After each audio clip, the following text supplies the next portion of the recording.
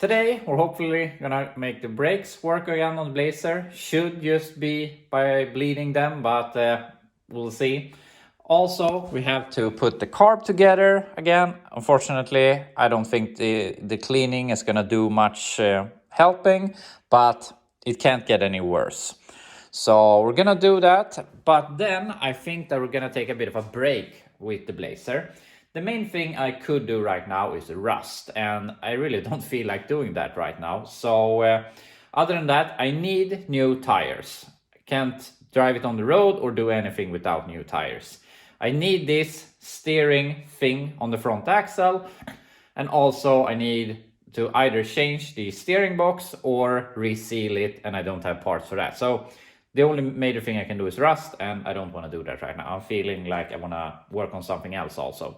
So with that said, I'm going to go ahead now, put the carb together. Hopefully it will work, and then we can fix the brakes. Carb is back on. I cleaned it as good as I can, and I couldn't find anything that would have been a problem. So I'm very sure that this isn't going to do anything, but at least we have done something. We know that it's not full of junk anymore, at least. So if we have further problems, we have to just solve them some other way. Other than that, I have filled the master cylinder up with fluid. So now I can start bleeding it. And as I talked about yesterday, I'm going to bleed this through the brake hose since the bleeder is stuck. So I'm just going to go ahead, bleed this, and then we can think about what the next step will be. An hour later or so, I have this together again. There was a lot of air on this side, and I've also bled the passenger side. So everything's good. I have tested the brakes just here in the garage, and it spins. It's a bit rough like this, but also since it is a consistent four-wheel drive on this, everything turns a bit slower or rougher. But yeah, I'm gonna take a break with this. Now I'm gonna put on the wheel, crank it so we get some fuel to the carb. Then I'm gonna drive this out of here, take it for a bit of a test drive to see if it maybe runs better, and see it again how it is in the steering. Obviously we haven't done any improvements to that, but I just want to feel it again. But yeah, then I really need to fix that lifted steering arm, or we have to lower it, make it stock height, which obviously I'm not really that fond of doing. So yeah, we have to do some thinking. But for now, we're gonna take it out of here. So we're out here driving the Blazer, and some positive and some negative. The thing about the steering, I think that I might have over-exaggerated how unstable it is. I mean, it has a lot of play in the steering, but I'm pretty used to that. And that, I mean, it doesn't have to become unstable, it's just that you have play in it. But that's the other problem. But when I get up to speed, I think it is a little bit more stable than I have thought of it. But yeah, that's something I have to look into. But it's maybe not as bad as I was thinking or thought. But obviously, if we either change the steering box and fix the leak, and we change those steering joint, steering tie rod ends here, and fix that steering arm, I think that that probably is good enough to have it drive on the road up to 60 miles per hour or whatever we want to drive it. But as you can hear, it is backfiring and shooting and everything, and I don't understand why it is doing that, because as I've talked about, I had this engine in another car, it was working perfectly, and now in this car it's not. And I mean, we know we have good fuel now, and I haven't done anything, but I think, is there something with the distributor that the ignition is flying back and forth or something? If I give it some more throttle, I think it runs better, but it's not running good at all. But the brakes is at least working good, so that's great. So at least it is drivable off-road. I would have need to get it to run better, but it is still smoking, which I don't like. So I'm not sure what's up with that. Obviously that could foul the spark plugs, but the spark plugs are brand new. I don't think that they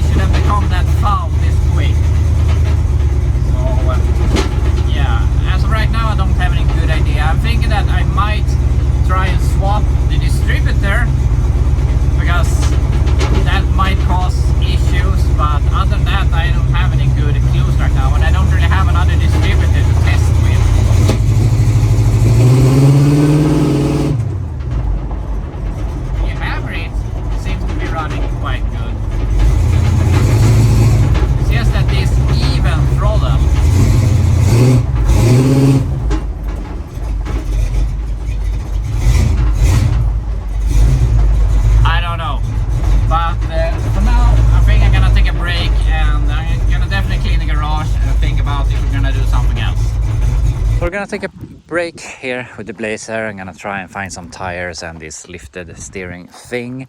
I was thinking maybe I should fix some rust, but I'm not really in the mood to do that right now. This thing is so bad, and every time I look at it, it looks even worse.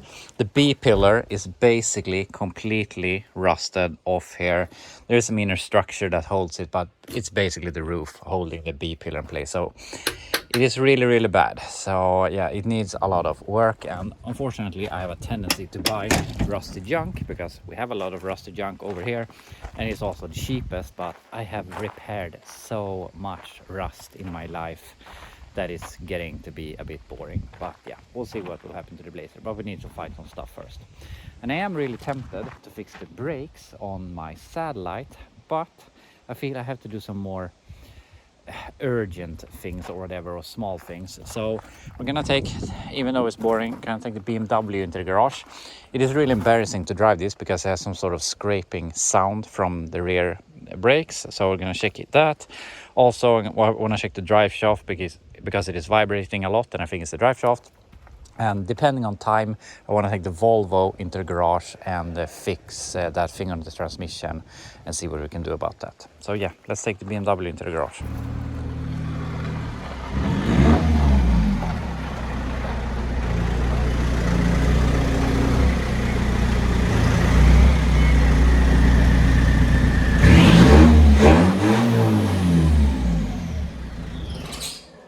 I gotta admit that I feel like 18 again every time I drive this thing, and I mean, it is clapped out, it looks like crap and everything, but I can't deny that I love basically everything about it. It is so good fuel economy with it. It is way beyond anything I have ever driven before, just because I'm used to American stuff. But it is really cheap to drive, it is fun to drive, it has a 5-speed, and the BMW gearboxes are really nice to shift. And I mean, in the roundabouts you barely have to brake, you can just steer and hold on. So it is fairly fast, it is fast enough, definitely. It is fun to drive, my kids like it, and yeah, I've saved so much money with it. So I don't regret buying this by any means, and I don't like how it looks. I am no BMW enthusiast in any way, but it just has everything in a daily driver that I want, and it is clapped out enough. I have driven transmissions, rear axles, bunch of parts, whatever in this car, and I don't care a bit. So that's great. But I have been contemplating if I should swap up to a 330 instead of a 320. This is a diesel. I would like to have the 330D. Sorry, hard to talk. But they are a lot more expensive. They rarely come with the manual transmission, which is a must for me. So, I don't know. If I stumble across one, I would definitely buy it. But I like this. It is perfect in every way. So yeah, I need to keep it drivable. So we're gonna remove the rear wheel and check what that is. Also, we need to check the drive shaft. The thing on this thing, it is a 3-piece drive shaft for this short of a vehicle. And I've seen E46s with a 2-piece drive shaft, so I'm not sure what the thing is there. I know that some of my U-joints are bad, and the U-joints are not a replaceable part of this. You can't find, there's no part number for just the U-joints. You're supposed to change the whole drive shaft, and the 2-piece one is like 400 bucks, the 3-piece one is like 700 bucks, and I'm not really feeling it. So yeah, I want to see how bad it is, if I have to do something to it or whatever, or if it's something else, but I'm really sure it's the drive shaft. Also, I got a call from a guy that wants to come and look at the 200 S13, so he will be here in like 10 minutes or something. So in the next clip I will have some information if that will be sold or not. I have no idea. But anyway, let's get it up on jack stands and see what the problems is. Got it up on jack stands, and I have shown the S13 to a pair of guys, and they were really nice and everything, and we haven't made a deal, but he seemed interested, so I guess we'll see. I offered him to transport it within the city here for free, so try to bribe him to buy it a little bit. But yeah, we'll see if it gets back. I'm not sad if it doesn't get sold, but yeah, we'll see. Also about the Bronco, I put that up for sale for 600 bucks. I had a guy offer me 500, said he's gonna pick it up on Sunday, but I haven't gotten any deposit or anything like that. He is also the only person that's shown some interest. I've had some interest in the Nissan, so we'll see. I'm not too bothered about them leaving or to get them to leave. But anyway, back on the BMW. The problem we have here is this stupid sound, which is really aggravating. So I'm not sure if it's a stone, but I think it is the handbrake, because if you pull it one click, then it gets a little less noisy. So we're gonna remove parts until we find the issue. But other than that, we have some issues under here. Not too bad, but here you can see we have our 3-piece drive. Ooh, that's not too good. The BMW body is very, very stiff. It can sit on 3 jack stands. But yeah, so we have our front piece, second middle piece, and the rear piece. And I thought that the center bearing, or what is it called? I can't remember the name right now. Bearing here in between, I thought the rubber would be bad, and we can see that the rubber is pretty black in here, which indicates that it is worn. So it's not good, but it also isn't as bad as I thought it would be. The other problem I have is that you can look here at the U-joints are pretty bad. Not the end of the world bad, but they're not good. And the thing is, if you look at the auto parts sellers, no one has U-joints listed for this, because you're not supposed to change the U-joint only. Obviously, there are U-joints in the correct size if I could find them, but as of how they want to do it, they want to replace the whole drive shaft, and that's pretty expensive. So yeah, we'll see what will happen about that. But at least I have determined that it's not failing too bad. I can put some glue or something in here to make this a little bit better. That's what they had done before.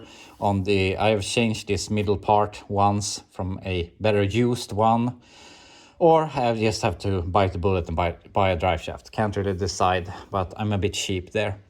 But anyway, let's this I can think about this, but the brake here I need to fix. So at least we know that it's not gonna fail immediately, but it's not good.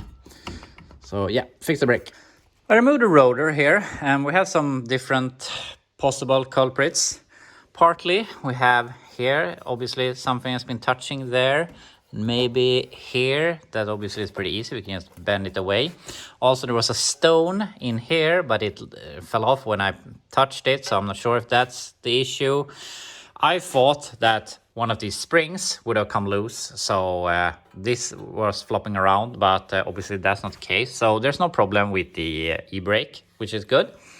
So yeah, I'm gonna put the rotor back on now, see if that stone solved it, or otherwise I'm just gonna go back and forth until I found the issue, and then we can just put it together again. After some back and forth, it is dead quiet now, so I'm not really sure exactly what the problem was, but since it was pretty worn here, I think that was our main culprit. So I bent it back as much as I can, and I removed the stone disappeared, and now it is quiet. So that's great. So that's one thing ticked off the list. Release, and it's going to be so nice because this was really aggravating. So that's done, and I now know that the drive shaft is good enough to keep on driving basically, and I'm gonna look for those U-joints. I think I'm gonna put something in the carrier bearing there to make it a bit sturdier, because that might help. But yeah, maybe that needs to be changed also, or I changed the entire drive shaft. But yeah, I'm not really looking forward for that expense. But other than that, I remembered something else. That is, my wheels are vibrating. Both the wheels and the drive shaft is vibrating, and or I think at least. But the drive shaft, or what I believe is the drive shaft, I'm 99.9% sure, is that it is moving around because of the U-joint and the carrier bearing. And I can hit it full throttle, first gear, second gear no problem, but when I get into third, then it starts to wobble around, and if I let off it stops, and then I can get on it again. So yeah, it must be the drive shaft, so I have to do some more work to it. But anyway, I think I'm gonna put something in that, and I'm gonna try and balance the wheels in hope that that will be a little bit better. So I'm balancing my wheels here, and I got them balanced. I got 50 grams on the outside and 60 grams on the inside. Quite a lot, but I guess that you have to put a lot in the middle to make something happen. And I haven't balanced all that much, but most often they are steel wheels, which you just put the weights here on the outside. But now it is at 0, so that should be good. But there's just something interesting if we do this. And I think you can see that it wobbles a bit. So I'm not sure if this tire is defect or in some way, or if it has just been unbalanced and the waviness has caused it to become unevenly worn. But yeah, I'm not all that thrilled about it. I can't really see. The dent seems to be here somewhere. It feels pretty weird. I think that this tire is bad. I think that it is something is happening, because here it is basically flat, and here I can feel a bump, but it's a big long bump, so this might be junk. I'm not sure, but they were free, and they are like studless winter tires, so I should pay up for some proper summer tires, but I'm not really feeling that in my wallet right now. So yeah, I have to keep an eye on this wheel. But anyway, I'm gonna go through all of them and see, and then we can determine how bad everything is. I've balanced all the wheels now, and there was no real outliers. I would have thought that one of the front wheels would have been significantly worse, since it has been vibrating so much or shaking so much in the steering wheel, but I couldn't really find anything. The weird tire I show you, I will put in the right rear, and one of the front tires was bouncing a little bit, so I put that, or I'm gonna put that as the other rear. So I don't know, we'll see if it makes any difference. At least now they're balanced, but I am used to running non-balanced wheels, and in my opinion, most often it isn't that bad, at least not at the speeds that I drive. So yeah, we'll see if it becomes any better. Also, I went ahead and I took some sealant, some gasket maker sealant, and I glued the carrier bearing here. So I was thinking what I was going to use, but I mean, there is a reason there is rubber here, because it's not to be super solid. So I thought some gasket wood and gasket maker, or whatever it's called, RTV, that is semi-soft, so it can't be worse at least. And I want to let this hang overnight, and also I forgot that I have to stop working earlier here today, so that can hang and cure, and tomorrow we can put the wheels on it and drive it out of here, and we can evaluate if it is any better or worse. And then we can just leave the BMW. At least I won't have to hear that scraping noise. And I think that I have to buy new tires for this, but I really don't want to spend that kind of money right now. But tomorrow, get this thing out of here. I want to take the Volvo into the garage and swap that thing on the transmission. Then I think I'm not sure if this will probably not happen tomorrow, but I want to trailer that to the inspection, see what kind of things they find wrong, and then I can evaluate if I want to make it past inspection, or if they're just going to ditch it and sell it. We'll see. Then we can see what we can do after that. But that will at least be everything here for today. So I hope you enjoyed today's video, and I'll be back to you tomorrow.